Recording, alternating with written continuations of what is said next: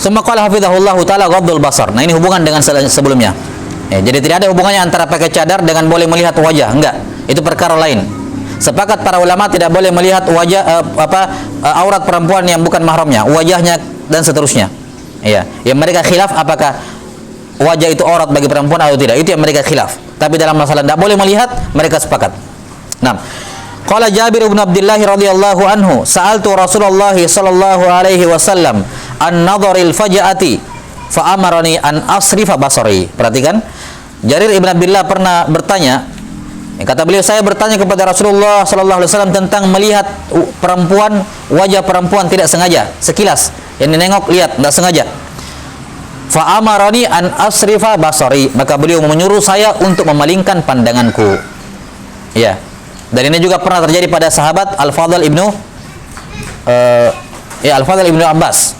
Al-Fadl ibnu Abbas ketika haji tawaf, perempuan kan tidak boleh menutup wajahnya karena ihramnya perempuan itu di wajahnya, maka tidak boleh menutup wajah ketika haji. Nah, ketika berpapasan, maka ada seorang perempuan yang cantik bertanya kepada Nabi sallallahu alaihi wasallam. Maka Al-Fadl menengok ke arahnya, maka beliau Nabi sallallahu alaihi wasallam arahkan pandangannya. Pandangannya. Jelas sampai sini? Dan ini menunjukkan bahwasanya perkara memandang ini berbeda halnya dengan dengan masalah menutup wajah. Ya, berbeda halnya dengan menutup wajah. Jelas sampai sini ya? Adapun Nabi sallallahu alaihi wasallam, maka ini disebutkan oleh para ulama khususnya beliau. Beliau boleh ya melihat kepada perempuan, kepada wajah perempuan. Dan itu dalam banyak hadis.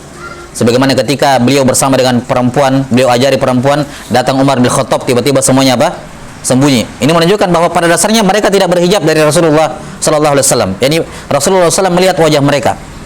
Ya, demikian pula ketika beliau khutbah Id itu, kemudian datang bersama Bilal masuk ke safnya perempuan, kemudian diceritakan bahwa ada seorang perempuan yang merah pipinya, ya, melemparkan antinya ke mana? Ke pakaiannya Bilal untuk bersedekah. Ya, menunjukkan bahwa para sahabat tidak menutup wajahnya di hadapan Rasulullah sallallahu alaihi wasallam. Ini auratnya tertutup semuanya, tapi wajahnya tidak. Nah, itu yang zahir, wallahu taala alam bisawab. Dan itu kata para ulama khususiyahnya Rasulullah, tidak berlaku untuk yang lain. Itu hukum yang berlaku khusus untuk Rasulullah sallallahu alaihi wasallam, tidak berlaku untuk yang lain. Adapun yang lainnya wajib bagi mereka untuk menundukkan pandangan, terlepas dari perempuan tersebut memakai cadar atau tidak, itu masalah yang berbeda. Jelas? Wallahu taala alam bisawab. Baik, summa qala hafizahullahu taala. Ya, labas. Haqqu zauji ala zaujah. Ala zaujati. Hak suami dari istrinya. Qala an-nabiy sallallahu alaihi wasallam, "Law kuntu amiran ahadan an yasjuda li ahad, la amartul mar'ata an tasjuda li zawjiha." Dalam riwayat lain, li idhami haqqihi 'alaiha.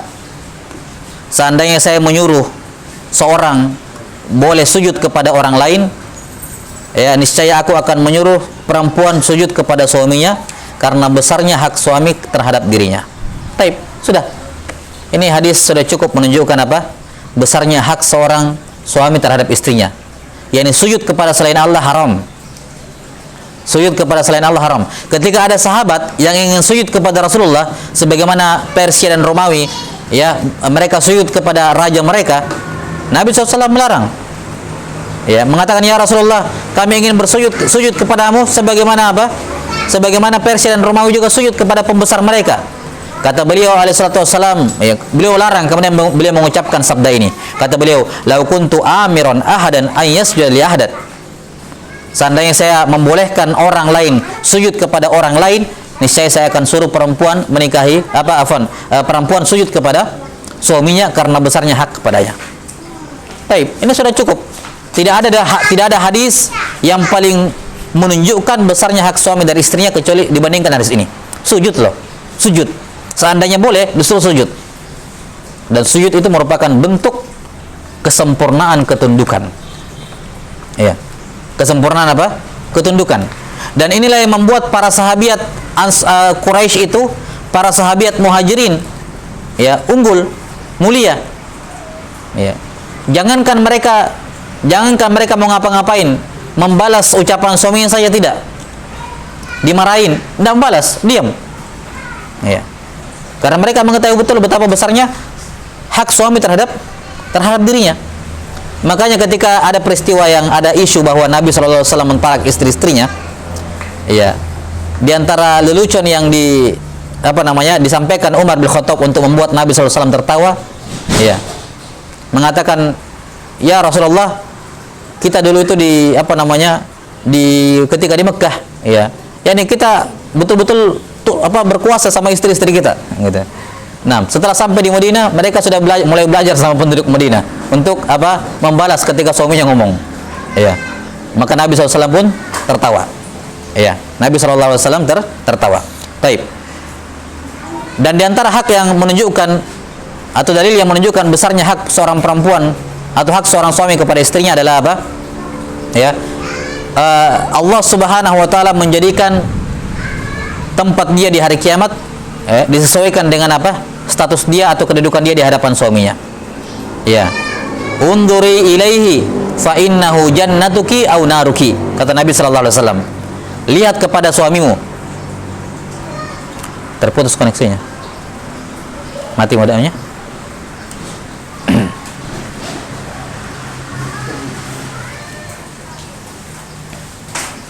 Baik. Lihatlah suamimu karena dia adalah surgamu atau nerakamu. Dia adalah surgamu atau nerakamu. 6. Dan banyak dalil yang menunjukkan hal tersebut tentunya. Ya, bagaimana para malaikat melaknat seorang perempuan sampai subuh. Ya, kalau istrinya membuat suaminya marah di malam harinya. Ya. 6. Taib. Maka ini hadis-hadis yang sangat banyak ya menunjukkan betapa besarnya hak seorang suami dari istrinya. Nah, wallahu taala alam bisawab. Taib.